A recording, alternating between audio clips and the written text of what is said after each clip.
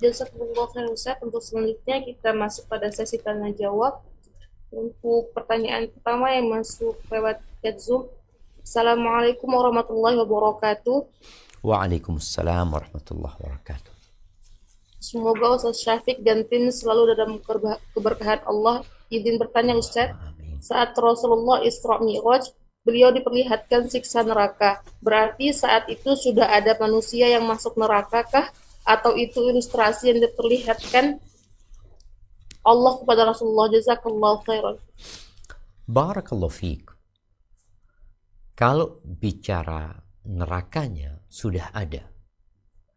Sedangkan siksaan yang tadi kita membacanya itu adalah siksaan-siksaan yang diberikan di alam barzakh.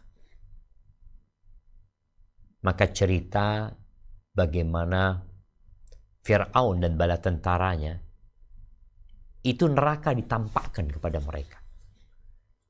Jadi tatkala mereka digiring menuju ke neraka untuk diperlihatkan neraka, mereka melewatin orang-orang yang sedang duduk dan tidak bisa beranjak karena perutnya buncit disebabkan mereka makan riba. Orang-orang yang diinjak-injak oleh tadi keluarga Fir'aun dan Fir'aun. Pagi dan petang terus mereka disiksa seperti itu. Tapi mereka belum dimasukkan ke neraka. Mereka sudah disiksa di alam barzakh.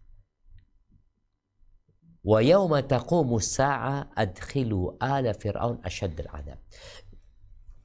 Ketika terjadi kiamat, baru mereka dimasukkan ke neraka. Na'udzubillah min dzalik. Jadi seperti itu. Jadi gambaran yang tadi disebutkan, Nabi melihat siksa di alam barzakh yang diterima oleh orang-orang pelaku dosa.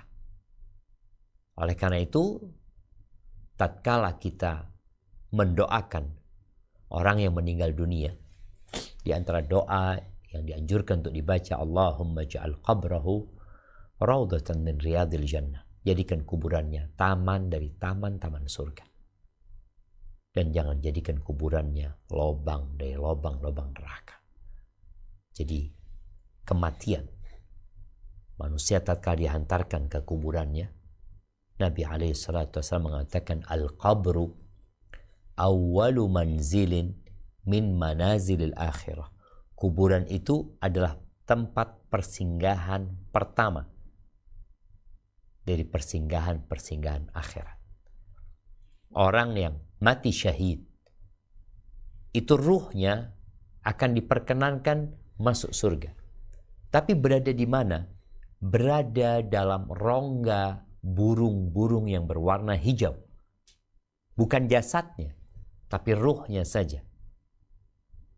Jadi kejadian-kejadian alam barzakh ini kita tidak dapat menetapkannya kecuali sesuai dengan wahyu Allah Subhanahu wa taala, dan dibukakan bagi Nabi SAW beberapa peristiwa yang beliau melihatnya lalu disampaikan kepada umatnya.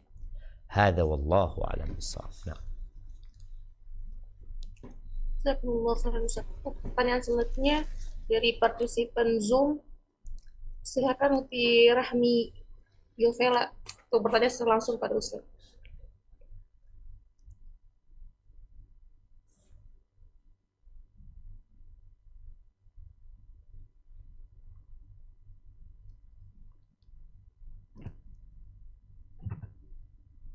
Naam, tafadhali. Bismillah. Assalamualaikum warahmatullahi wabarakatuh. Waalaikumsalam warahmatullahi wabarakatuh. Semoga Ustadz selalu dalam perlindungan Allah Subhanahu wa taala. Allahumma. Izin bertanya Ustadz terkait dari anak hasil zina tadi. Apabila satu orang laki-laki dan perempuan yang berzina ini sudah menikah, maka kan hukum anaknya itu tidak mendapatkan nasab dari ayahnya.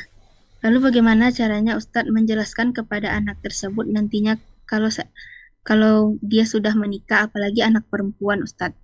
Dan apakah anak tersebut akan tetap menjadi mahram ayahnya sampai dia dewasa? Bagaimana? Mohon penjelasannya Ustadz. Barakallahu fikum Ustadz. Wa fik wa barak. Ya, berkaitan dengan anak hasil zina yang menurut jumhur ulama tidak dapat dinasabkan kepada ayahnya, maka anak itu nasabnya bersambung dengan ibunya. Bagaimana hubungan dia dengan suami ibunya yang merupakan bapak biologisnya? Jadi ini anak perempuan tetap mahram sama suami ibunya. Karena suami ibu itu mahram.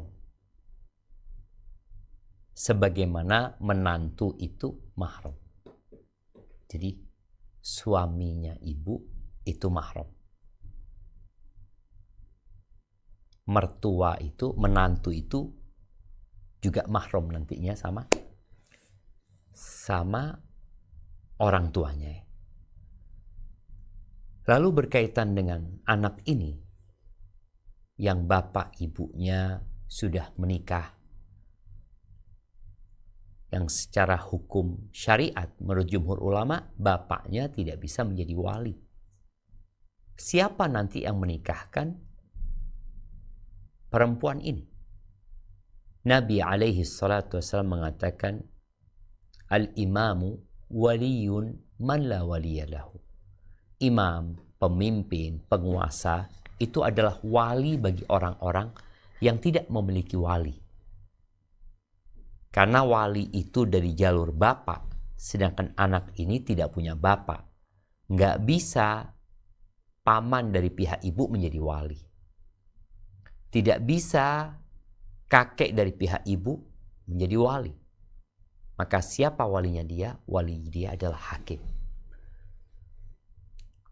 Dan bagaimana untuk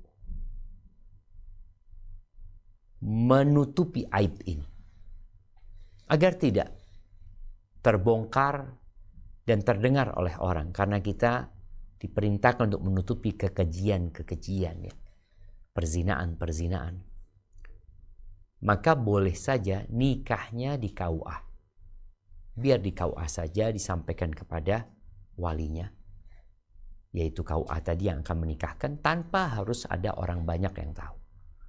Walimahnya banyak orang nggak apa-apa, karena kita tahu syarat sah pernikahan itu cukup 2 saksi.